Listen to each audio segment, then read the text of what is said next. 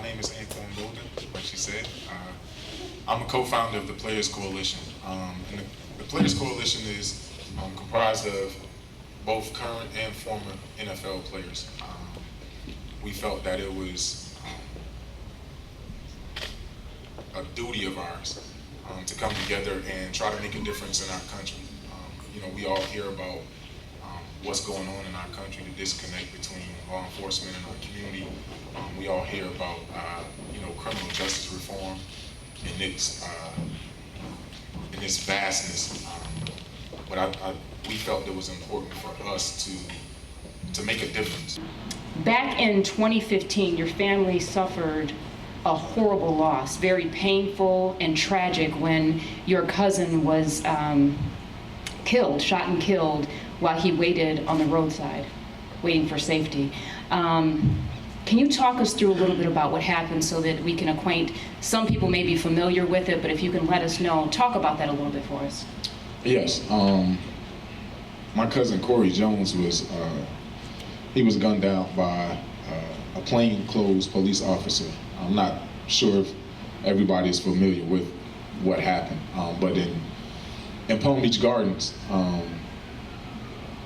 my cousin was on his way home. He was a drummer in a band, and he was on his way home from a gig that he played that night. And unfortunately, he ended up breaking down on the side of the road. And while he was on the phone with roadside assistance, a police officer pulled up, but he didn't know the guy was an officer.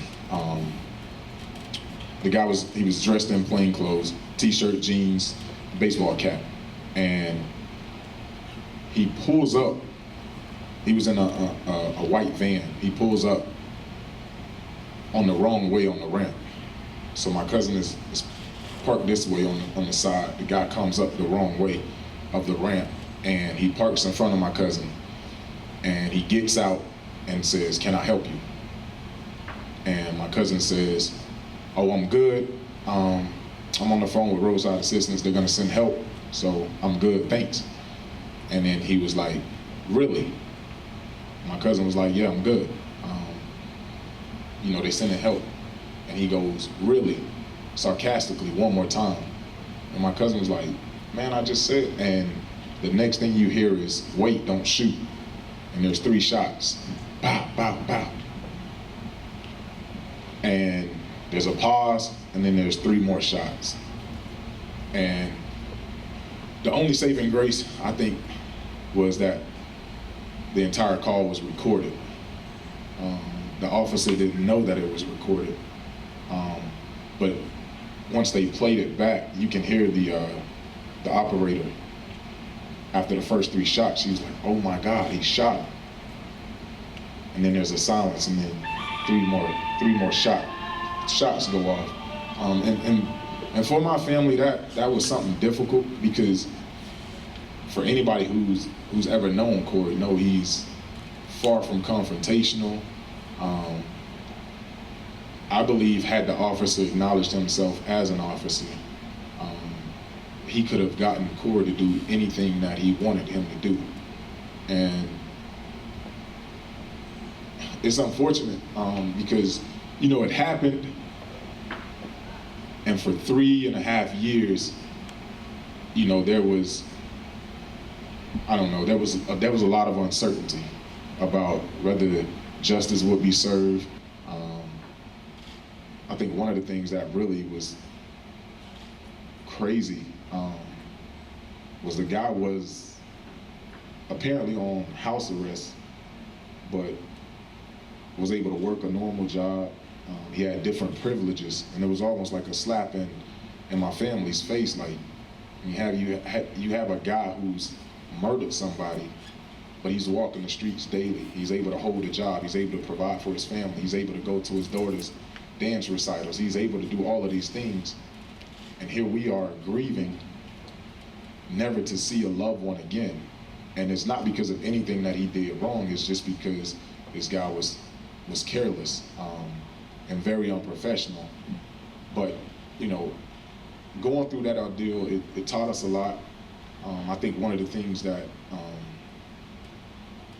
what was crazy to me, even after we received the justice that we felt like we deserved, to learn that that was the first officer convicted on an on-duty shooting in the last 30 years was unbelievable to me. Like, So I want to talk about that for a second. You mentioned your family receiving the justice that it deserved, or what you all saw. If you were to ask each person out here today what justice looked like, there may be a difference in that. So from the position of family, what did justice look like? What did you see as the end result in that scenario? Yeah, I think for us, justice was that officer being held accountable. Like you said, I mean, for a lot of people, justice looks different. Some people want to get revenge, and that's just a true reaction. There's a lot of emotions that go on when something like that happens. But for us, it was important for us to maintain some level of civility. We just wanted to be civil in that moment, show people, I guess, how to get through it. That's something that you don't wish on your worst enemy. And for us, just having that officer held accountable, I guess was justice. So you said it was about a 3-year period. Was that motion, stand your ground? Like, tell us a little bit about what that process was like. And this is after the burial, after the funeral, after the estate passing and things of that nature. Yeah, it was a lot, because there's so many times where you're going to court just to see if the guy would be tried. Him, invoking stand your ground I don't know. There's just I think there's a lot of privileges afforded to police officers, to the point where stand your ground is just like overkill. And that's what I'm hoping that we're able to talk about a little bit later on tonight, because a lot of people have different feelings about stand your ground. There's different reactions, and a lot of people don't completely understand the concept of stand your ground. And if I can just touch on it just a little bit.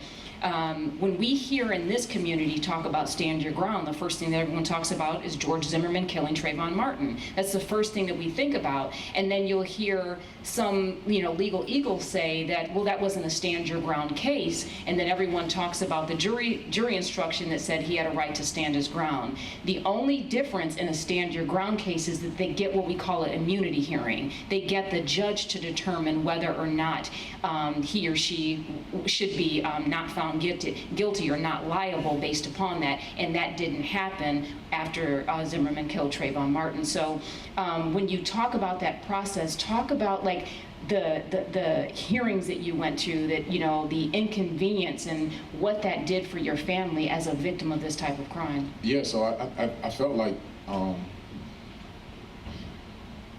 it was a trial before the trial, but it was also like my cousin was being tried. Talk about that. I want to go a little bit into his physical appearance, the dynamics of the encounter, his education, and how you said he, as a human being, was put on trial for this. Yeah, so just going through that whole stand your ground period, it's almost like he had to be the perfect person in order for stand your ground not to be invoked. So his hairdo was brought up. My cousin had dreads, so that was a strike against him. They bring up everything. If you smoke, they'll bring that up.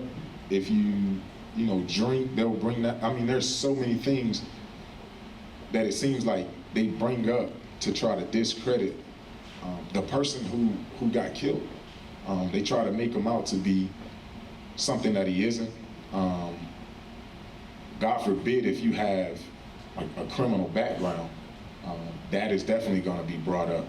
So it's all of these things that are brought up to try to justify the killing. And like I said, fortunately for us, my cousin his past was clean. So I felt like that kind of helped, but I couldn't even imagine if, he had been in jail for, I don't know, whatever. So- That definitely, I felt like that would have been used against him in his own death. And during that, 3-year period, what was different to you about the dynamics of that trial? Because we're here today talking about relationships between the police and the community and holding people accountable.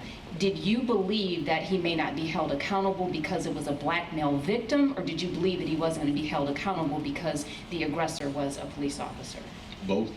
Okay, explain that. I don't think it's any secret that if it's a black guy that's getting killed, 9 times out of 10, he's not getting the benefit of the doubt. But on the flip side, if it's an officer that did the killing, he has a lot of backing. For me, it was tough going through it because I've worked a lot with the local sheriff's department. In what capacity? Through my foundation, I've done a lot of events with them. I've promoted a lot of things on behalf of the sheriff's department,